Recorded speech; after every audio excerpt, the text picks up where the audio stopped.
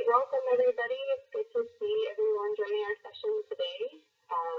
We're going to be talking about argument writing today as part of our Common Core Writing Academy, so thanks for joining us. Before we launch into the content, I want to get a sense of where everyone is calling us from. So if you'll just take your pointer tool and click on the state where you're calling us from, then I'll get a sense of where we're representing today.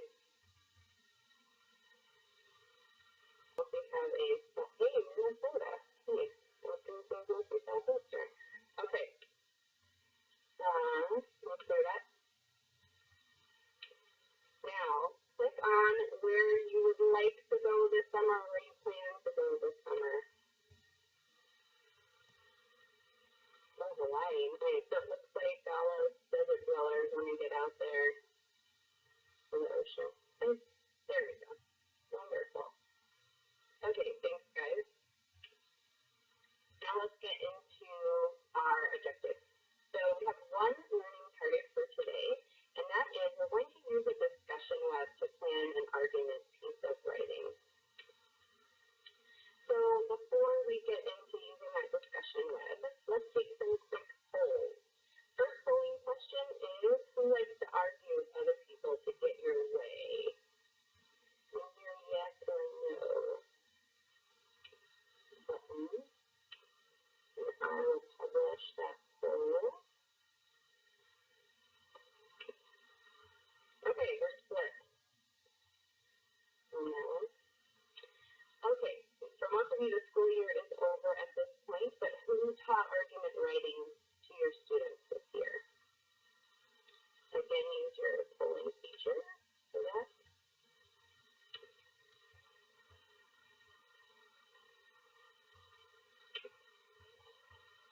Okay, so again, from this. Okay, let me clear that. And the last question is, who still feels like your students need more support with this writing type?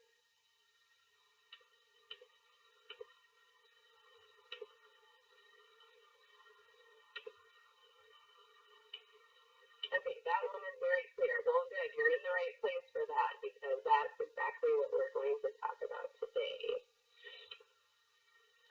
As always, you're already familiar with our norms for working together. We always like to invite you to agree to just certain parameters for our professional conversation. You're already doing a great job at sharing your ideas in this type of platform. Each of you is coming from a little bit different demographic for your students, different grade levels, so create meaning for how this relates to you and your job description, and have fun.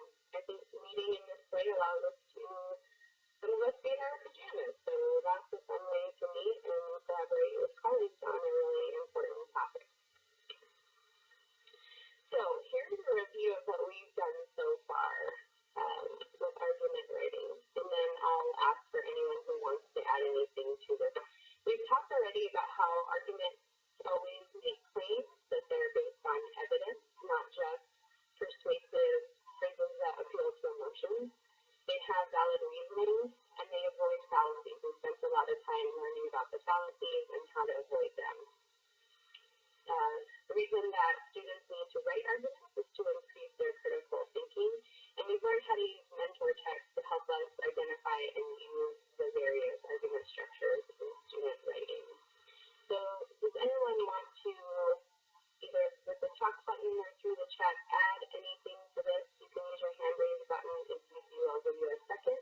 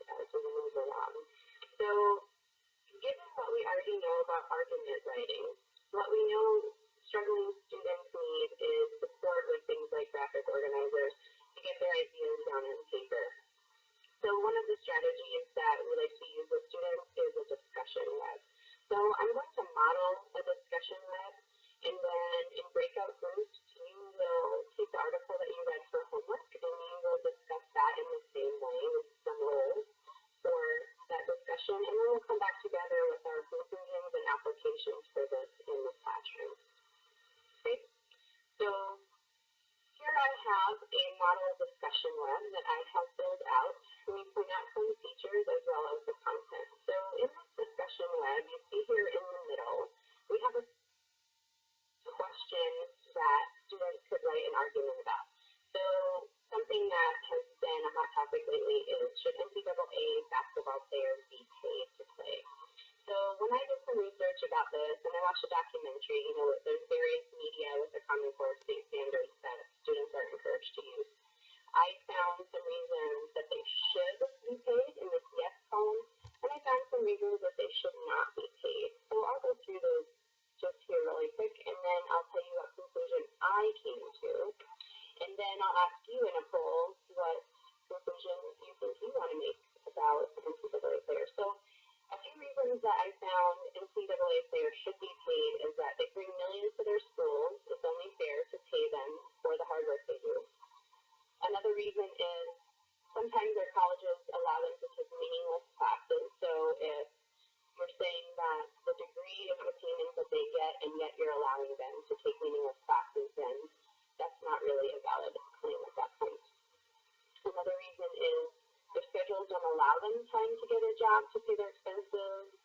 Like many other students at school, they have time to get out their job. Their job essentially is to play sports, so they should be compensated for that.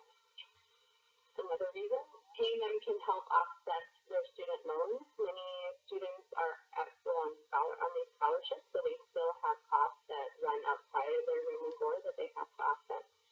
And last, it could offset some unethical recruiting practices if they're paid fairly. Some reasons why we shouldn't pay them are their students first, their scholarships, or their pay. Another reason is that they're amateurs. The reason that they play is just because they love the game. Another reason is the big schools would be at an advantage, whereas the smaller schools with less alumni, monetary contributions would be at a disadvantage for recruiting top players. Another reason, if you pay athletes in one sport to play, you have to pay all of them, so that could get tricky as far as the funding sources and percentage of pay for each sport. And it could lead to even more corruption than there already is in this sport. So given all of these factors, and your students will do this as well, they'll look at both sides of an issue, and then they'll come to a conclusion based on the facts. So the conclusion I came to is that NCAA players should be paid to play college sports, and the reasons that I had to make that conclusion was that it helps compensate them for their hard work, and it helps offset their college expenses. So this graphic organizer here really helped me determine where my reasons should go so that I could develop a conclusion, and that's what we want to do. So let me ask you, based on this claim right here, should NCAA basketball players be paid or not? Why don't you vote on what you think? You don't have to agree with me. It won't hurt my feelings if you disagree. All based on your own conclusions, and that's what we want to encourage in our classrooms as well, as for all students to form their own conclusions. So let's see. Here we go. Okay, so 50% for, 25 against, 25 no opinion.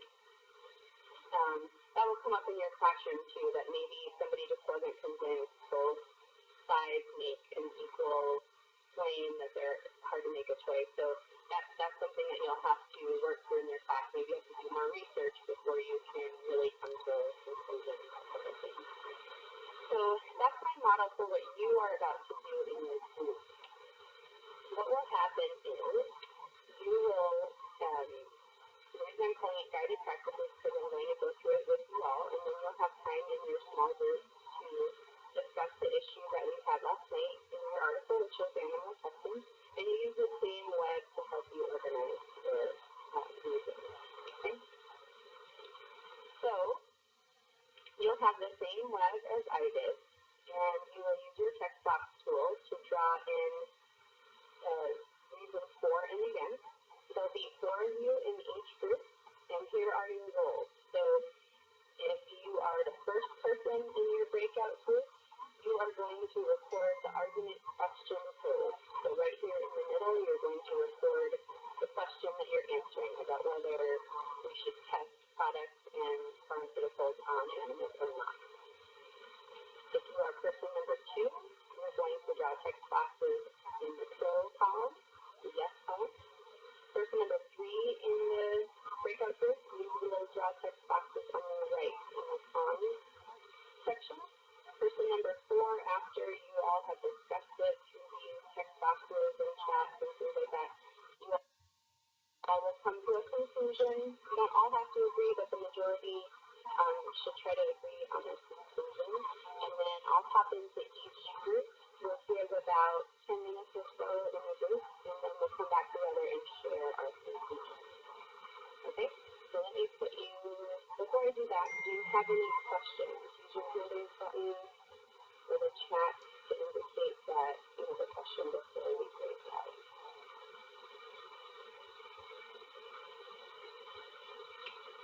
Okay, no questions. Wonderful. Okay, welcome back, everybody. You had some time in your breakout groups to create a discussion web. So now we're back together, and I'd like you to share the conclusions that you came to about animal testing. After you looked at the pros and cons for and against that issue, you came to some type of conclusion, whether you think it is worth it to do it or whether you just think it's cruel and inhumane. So go ahead and take your text boxes in group 1, draw a box under the group 1 header there, and type in your conclusion that your group came to about animal testing, and same for group 2.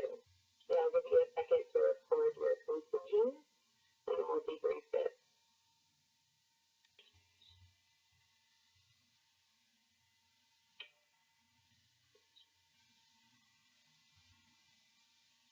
Wow, so we have 2 differing opinions here. We have animal testing is justified if it's humanely managed, and we also have animal testing is always unfair. Very interesting. This would make a lively discussion for your class.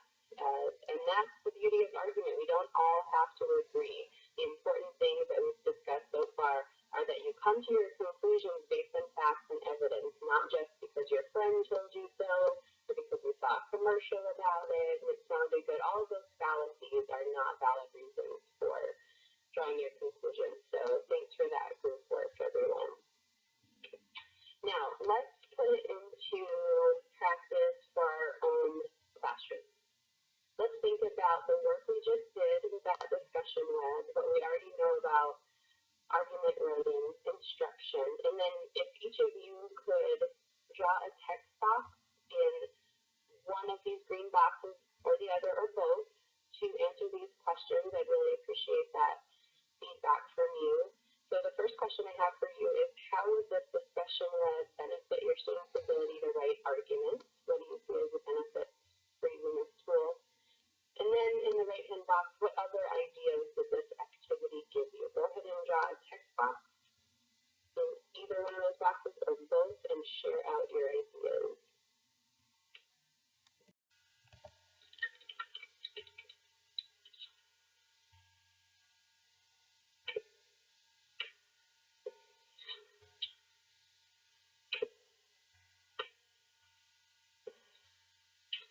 Okay, let me see some feedback that we have. Number the steps.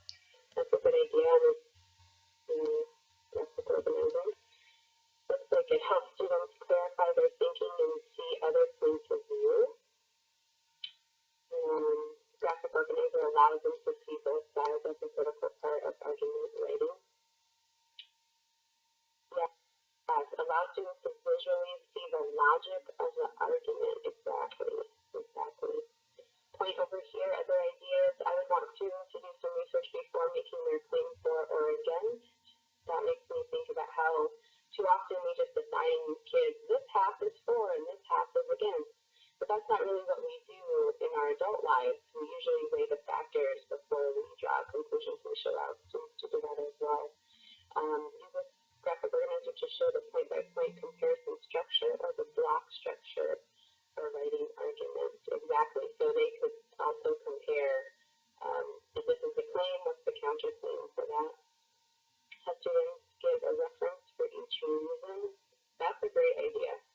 Have some kind of code or section for that. Current news reports in class. Great. Wonderful. Thanks for that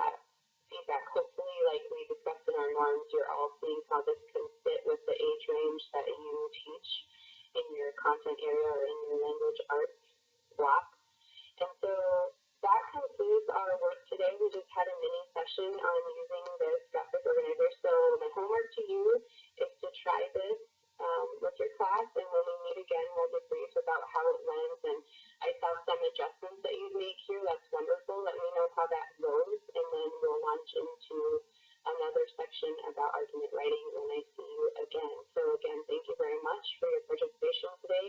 Thanks for joining us, and good luck using this strategy with your students.